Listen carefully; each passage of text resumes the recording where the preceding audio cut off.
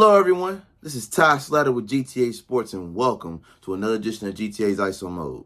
If you haven't already, make sure you follow GTA Sports Network and GTA Heat Check on all social media platforms. Subscribe to our YouTube channel, GTA Sports. And don't forget GTASportsNet.com for all things in the world of sport. First and foremost, shout out to my brother over at WT3 Racing. Make sure you follow him. Check out his channel, subscribe. We got a lot more content coming over there. But he took me out last night to the Pacer game against the Charlotte Hornets as an early birthday gift. Again, if you want to send birthday donations, feel free. The Cash App is Ty Slatter, just like everything else. I make it easy for you. Feel free to send me some birthday donations. I appreciate it. But the Pacers managed to beat the Charlotte Hornets 116-111. So this ISO mode is going to be a little different because I just did one on the Pacers last week. However, this one's more about the Charlotte Hornets because even though I'm from Indianapolis, Indiana, I love the fact that I was able to go to a Pacer game or from start to finish. But at the end of the day, the Charlotte Hornets were unable to really seal the deal. And a lot of it, a lot of people might want to blame Melo Ball for having a bad game, but I'm not going to do that. What I'm going to do is I'm blaming the head coach, Steve Clifford. This is about you. Because this game was a winnable game from start to finish. From tip-off to the final buzzer, the Charlotte Hornets had multiple leads, multiple opportunities to take this game and pretty much secure the win. But they were unable to do that because the coach was unable to secure an identity for this roster. So, for those who didn't get to watch the game last night, LaMelo Ball got into early foul trouble.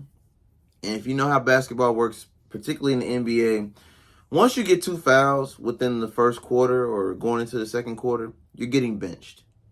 And it's not that you're not good, but you're getting benched because the coach is going to need you down the stretch. So if he leaves you out there, you're running the risk of fouling out the game way too early. So to Steve Clifford's credit, Melo Ball didn't foul out until the fourth quarter. But it's the fact that he got into foul trouble. The refs were not on your side. As evident, if you rewatch the recap highlights, Melo Ball was doomed from the start. Now, he finished the game with 13 points, 2 rebounds, and 8 assists. But I need y'all to understand, he only played 24 minutes, 25 minutes total. So he didn't get his rhythm because every time he tried to get a rhythm, he got into foul trouble. So the refs were not on his side. He wasn't getting those calls. If you're a road team, you should expect to not get the calls. I know that doesn't sound really fair, but it's the NBA. In most cases, the refs are going to give the home team the advantage. It's just the way it works. Hey, didn't say it was fair. But every time LaMelo Ball went to the bench, what I got to see firsthand up close and personal, being that this was my first time seeing Melo Ball play in person, as well as the Charlotte Hornets for that matter, they had no identity once Melo went to the bench. And every time he went to the bench, shout out to head coach Rick Carlisle for strategically bringing Halliburton out to play when Melo went to the bench. So what ended up happening was the Pacers were down the first quarter. I believe it was like 15-27, something like that at the end of the first. You can check out the shorts. I did a reel on it. But at halftime, the Pacers were up 47-45, mainly because Melo spent most of the second quarter on the bench because he got his third foul at the beginning of the second quarter. So once that happened, I knew he was going to the bench, and I knew he wasn't coming back to the third. Now, here's where I disagree with Steve Clifford's strategy. He brought Melo Ball out at the beginning of the third. I wouldn't have done that. I understand why he did it. He did it because his team struggled without him.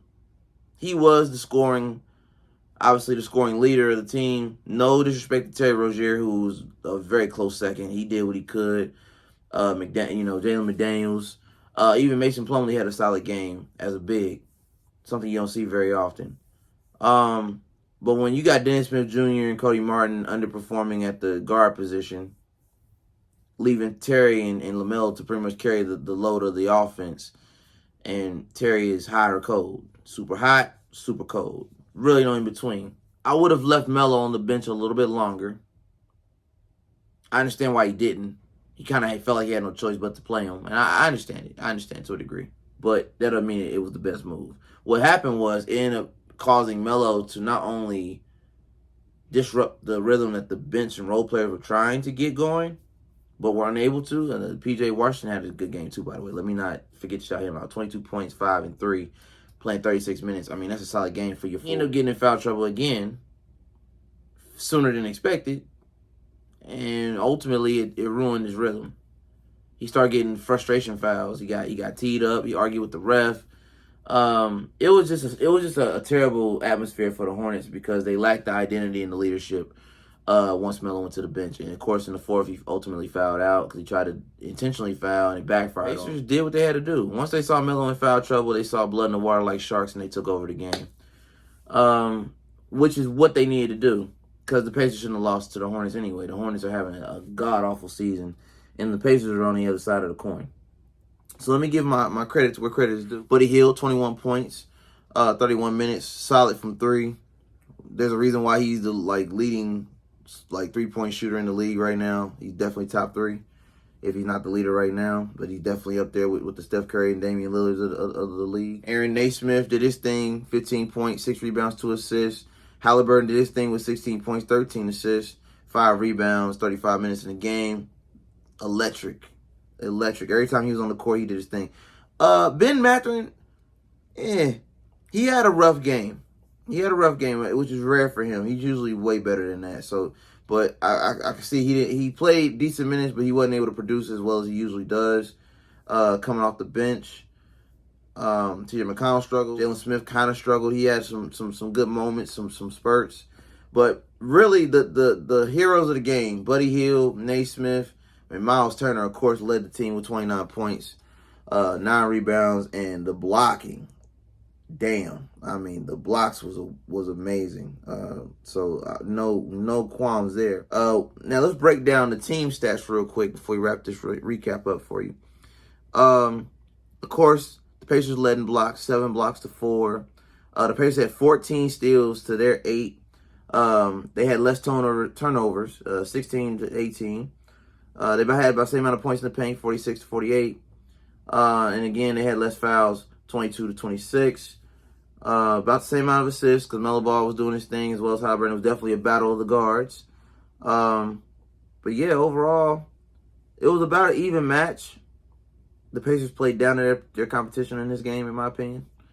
But they locked in when it mattered the most, especially in the fourth quarter. Once they saw Melo go to the bench, the Pacers knew they had the game in hand. It was like within the last 2 minutes of the game.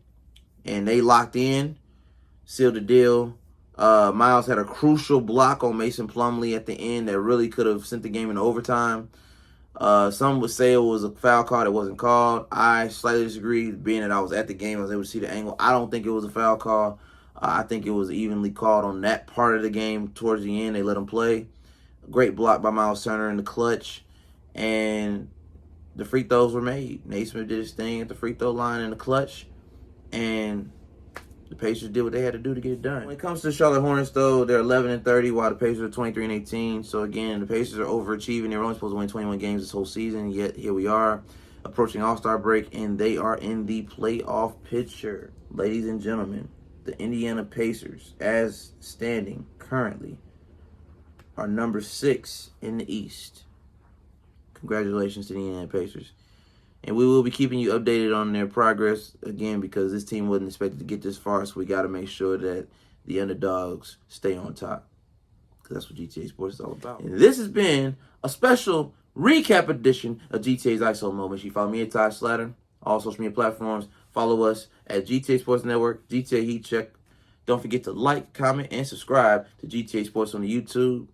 And check out GTAsports.com for all things in the world of sports. This is Slatter. Until next time, take care.